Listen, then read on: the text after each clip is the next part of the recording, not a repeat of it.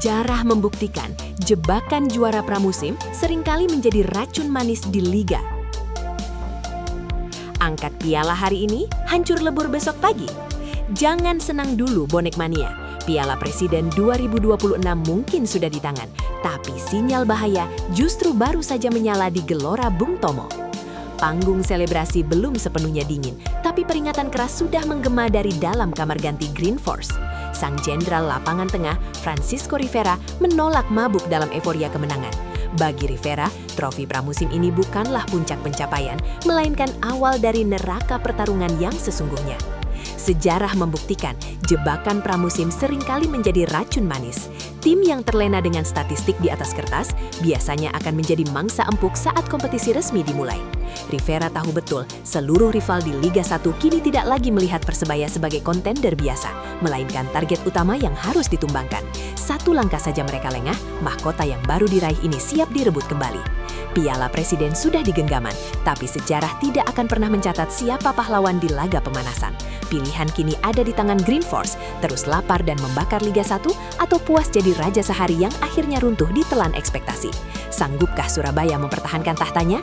Kita tunggu pembuktian darah dan keringat mereka di atas rumput hijau. Siapa pemain yang paling patut diberi kesempatan starter lawan Penang FC Sabtu besok? Fisik hancur-hancuran, tapi laga internasional sudah di depan mata. Pertaruhan gila Bernardo Tavares. Bintang utama diistirahatkan atau risiko badai cedera menghancurkan impian Liga Super. Usai menguras habis darah dan keringat di turnamen super padat Piala Presiden 2026, bajul hijau sama sekali tak diberi ruang untuk bernapas. Tepat tanggal 15 Agustus, laga uji coba internasional bergengsi menanti. Persebaya Surabaya ditantang kekuatan Malaysia Penang FC.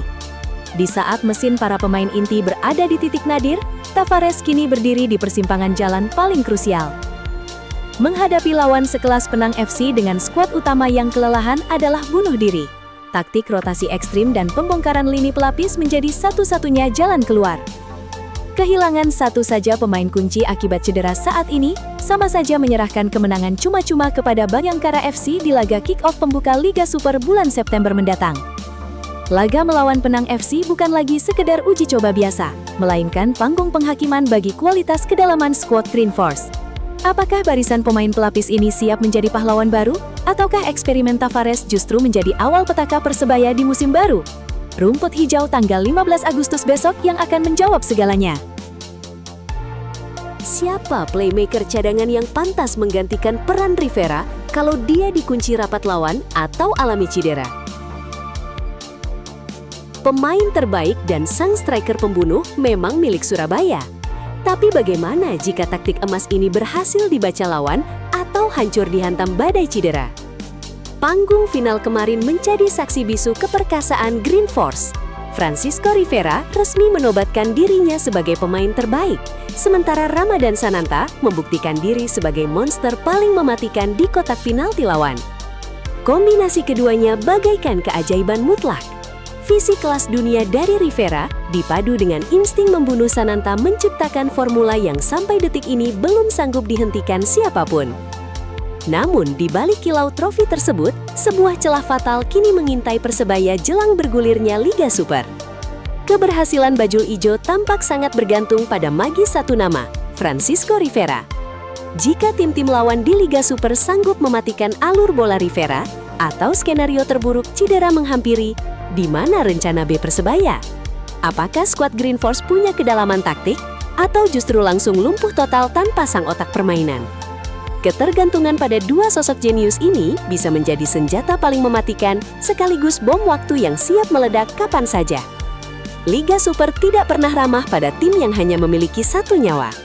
Ketika magis Rivera dan Sananta berhasil dikunci, saat itulah kita akan melihat apakah Persebaya benar-benar kandidat juara atau sekedar raksasa dengan kaki rapuh. Maraton 33 pekan. Apakah kedalaman skuad Persebaya cukup kuat sampai Mei 2027? 33 pekan, 9 bulan tanpa ampun. Ini bukan sekadar ajang balap lari jarak pendek, tapi medan perang maraton brutal yang siap menghancurkan skuad paling tangguh sekalipun. Musim reguler 2026-2027 resmi bergulir dari September hingga Mei mendatang. 33 pekan pertandingan intensif siap menguji batas fisik, mental, dan konsistensi seluruh kontestan. Rekam jejak sejarah mencatat, masalah klasik bajul ijo dari musim ke musim bukanlah soal taktik, melainkan kehabisan bensin di tengah jalan. Ketika badai cedera dan akumulasi kartu melanda, performa tim kerap merosot tajam akibat tipisnya pilar di bangku cadangan. Kini pertanyaannya, apakah kedalaman skuad Persebaya musim ini benar-benar sudah berada di level yang berbeda? Memiliki 11 pemain pertama yang mengerikan saja tidak akan cukup. Saat rotasi wajib dilakukan di tengah jadwal gila-gilaan, sanggupkah para pemain pelapis menjaga standar permainan tetap berada di puncak? Satu saja keputusan rotasi yang salah, mimpi menguasai tahta bisa musnah seketika. Maraton panjang menuju Mei 2027 sudah membentang di depan mata. Hanya ada dua pilihan bagi Green Force, mencetak sejarah dengan kedalaman skuad yang tak tergoyahkan, atau kembali menjadi korban ketatnya maraton liga yang tak pernah kenal belas kasihan. Apa tradisi positif baru yang harus dipertahankan bonek saat nyanyi dan dukung Persebaya di GBT musim ini?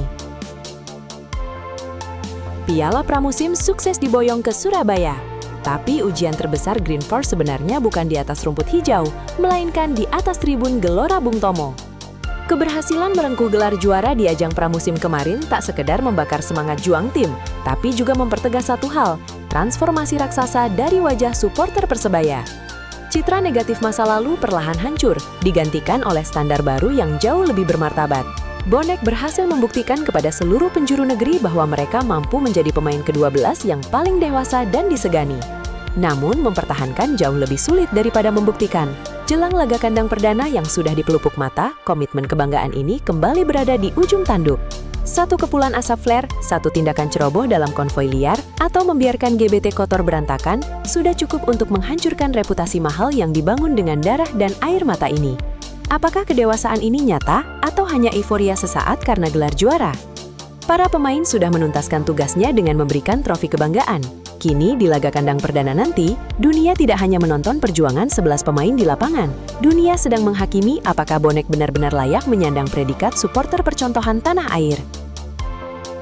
Berapa target gol yang realistis buat Ramadan Sananta di Liga 1 musim ini?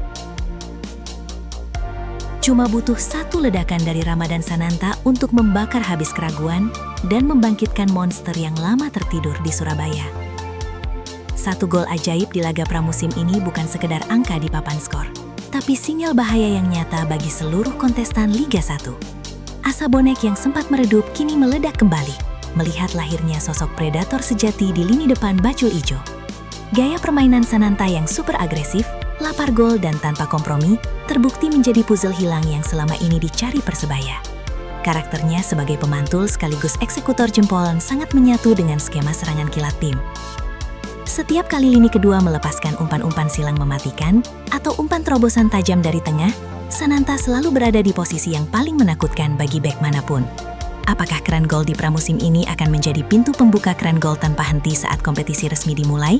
Ataukah tim lawan akan segera menemukan cara untuk merantai ketajamannya? Satu gol sudah cukup untuk meletupkan asa. Dan kini, seluruh jagat sepak bola tanah air sedang menanti. Berapa banyak lagi mangsa yang akan dilahap sang predator? Kalau tinggal satu slot tersisa, kalian pilih beli bek asing atau penyerang sayap. Detik-detik penutupan bursa transfer kian mencekam. Satu slot asing tersisa ini akan menjadi keputusan paling menentukan nasib Persebaya musim ini. Menjelang kick-off Liga 1 di awal September 2026, ruang ganti Persebaya mendadak diselimuti ketegangan luar biasa. Bedah komposisi pemain asing saat ini menunjukkan bahaya laten yang belum sepenuhnya teratasi. Manajemen kini berdiri di persimpangan jalan paling krusial sebelum jendela transfer resmi diketuk mati. Di satu sisi, benteng pertahanan membutuhkan sosok center back asing berpostur jangkung dan berdarah dingin demi mempertebal tembok yang sering kali goyah saat dihantam tekanan musuh. Namun di sisi lain, daya ledak di lini serang juga berteriak minta tolong. Kehadiran winger asing haus gol yang punya kecepatan iblis dan penyelesaian akhir mematikan dianggap sebagai kepingan terakhir untuk membongkar pertahanan berlapis lawan. Apakah manajemen harus memperkuat perisai di lini belakang atau justru menambah pedang pembunuh di lini depan? Waktu kian menipis dan taruhannya adalah mahkota juara. Karena satu pilihan di sisa kuota ini akan menentukan apakah bajul ijo yang akan membantai atau justru menjadi korban. Kutukan pramusim mengintai Persebaya. Akankah bajul ijo kehabisan bensin sebelum perang dimulai? Piala pramusim bisa jadi racun mematikan. Mampukah Persebaya lolos dari kutukan juara yang menghancurkan mimpi tim-tim besar di awal liga? Sejarah kelam sepak bola tanah air menyimpan fakta mengerikan yang tak bisa dibantah. Banyak klub yang tampil kesetanan dan merengkuh kejayaan di turnamen pramusim justru mendadak kehabisan bensin, tampil loyo dan luluh lantak saat kompetisi resmi baru saja dimulai. Euforia berlebihan terbukti sering menjadi pembunuh berdarah dingin yang merusak mentalitas bertanding.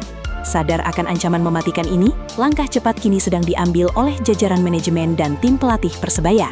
Benteng psikologis diperketat secara ekstrim agar skuad bajul ijo tidak terbuai euforia semu dan merasa jemawa atas hasil manis di masa persiapan. Strategi pemulihan fisik hingga pembenahan mentalitas underdog terus ditanamkan ke dalam kepala para pemain. Apakah suntikan psikologis ini cukup ampuh menjaga kelaparan akan kemenangan, atau justru tekanan mental yang terlalu tinggi ini malah akan menjadi beban berat bagi anak-anak Surabaya? Karena di panggung Liga 1 yang sesungguhnya, piala pramusim tak lebih dari sekadar tumpukan besi dingin yang tak bisa menyelamatkanmu dari kekalahan.